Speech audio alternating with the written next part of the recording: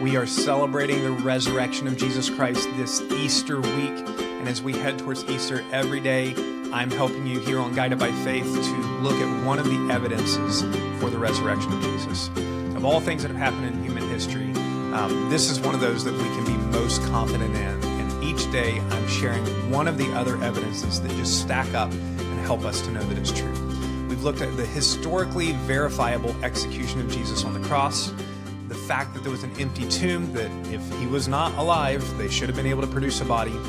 Yesterday, we talked about the eyewitness accounts of Jesus, and today we're going to look at the evangelistic church and how that is a true evidence for the resurrection of Jesus.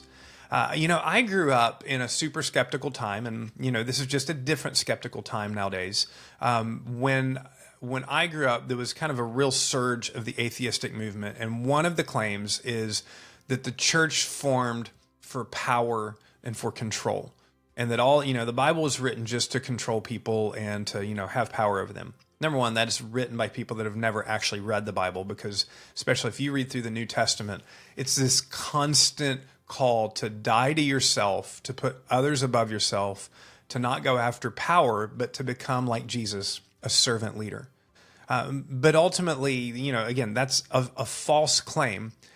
The reality is that the church formed and rapidly grew and multiplied in a time where it had no power, that it just faced persecution, it faced opposition, and was basically hated by everybody. Hated by the Jews, hated by the Greeks, hated by the Romans, because their message was offensive to everybody. So you have this evangelistic church spreading, and the question is, why did it spread? The reality is that the church didn't just grow. It boldly proclaimed a message that they believed to be true. Early in the book of Acts, in Acts 4:20, I think it's Peter and James it could be Peter and John. I get them mixed up a little bit. They're sharing and they get arrested and they're being threatened. Don't keep sharing the gospel. In Acts 4:20, they say, "For we cannot but speak of what we have seen and heard."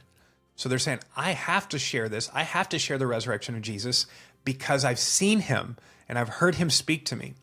So what was the early church's message? It wasn't, come give us all of your money so we can build buildings. It wasn't, follow this list of rules and you'll be right with God. It was this: Jesus is God. Jesus is the Messiah.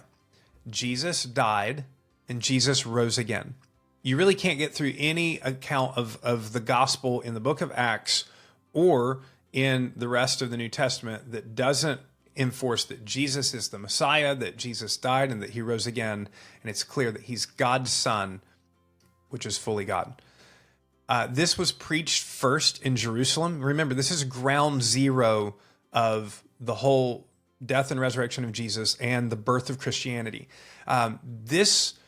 This would be like speaking of ground zero. I mentioned September 11th, the bombing of the World Trade Center with the airplanes that happened in 2001. I very clearly remember that happening. Now imagine going up there and telling people in New York City, the World Trade Center never fell or airplanes never hit it. There are eyewitnesses around. There's evidence that it's not there. So that would be a lie and you could never get it off the ground. In the same way, starting this message that Jesus is God and that he was killed and rose from the dead in Jerusalem, where everybody witnessed it, where he was buried, could never get off the ground if it wasn't true. But they preached this in Jerusalem. They preached this where, look, Jesus is risen from the dead. You don't believe me? Go to the tomb, find it. You couldn't because he was alive. And this same message spread across cities. It wasn't some kind of evolving mythology. It was the same message that God loves us, that we're sinners, that Jesus came to pay the price for sins, for Jews and Gentiles. And he paid that price by dying on a cross and then rising from the dead. And that God, it proves that God the Father accepts the payment for sin by rising Jesus from the dead. This is the consistent gospel message that was in Jerusalem and Judea and Samaria and North Africa and Asia Minor and Europe, Greece, Rome, to the ends of the earth. That message has stayed the same. And those who were sharing it were not growing in prestige and power. They didn't get their little pope hats. They didn't get a pope mobile. They didn't have some gold-plated church or some kind of fancy thing. Instead, they were persecuted, they were imprisoned, and they were killed.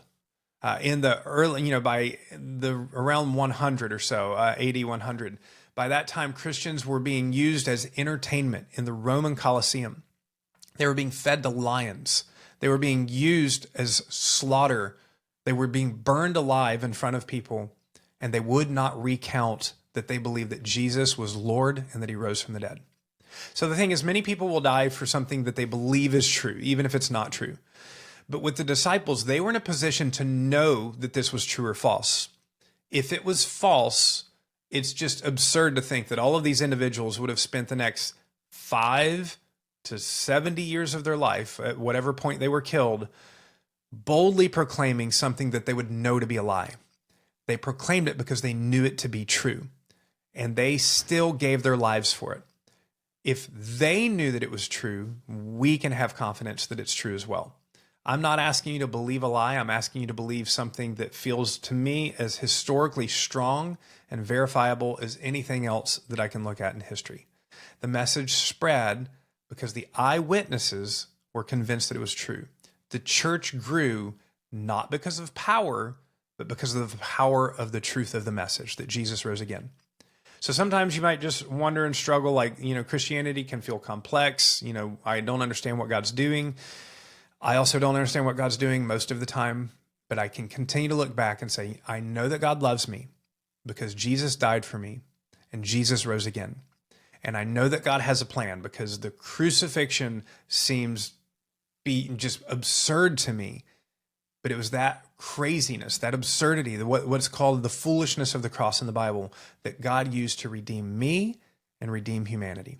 Speaking of redemption, tomorrow we're going to look at the last evidence of Easter, and that is the radically transformed lives of people who believe that Jesus rose from the dead. And I hope that you're one of those and that you come back tomorrow to finish out this week.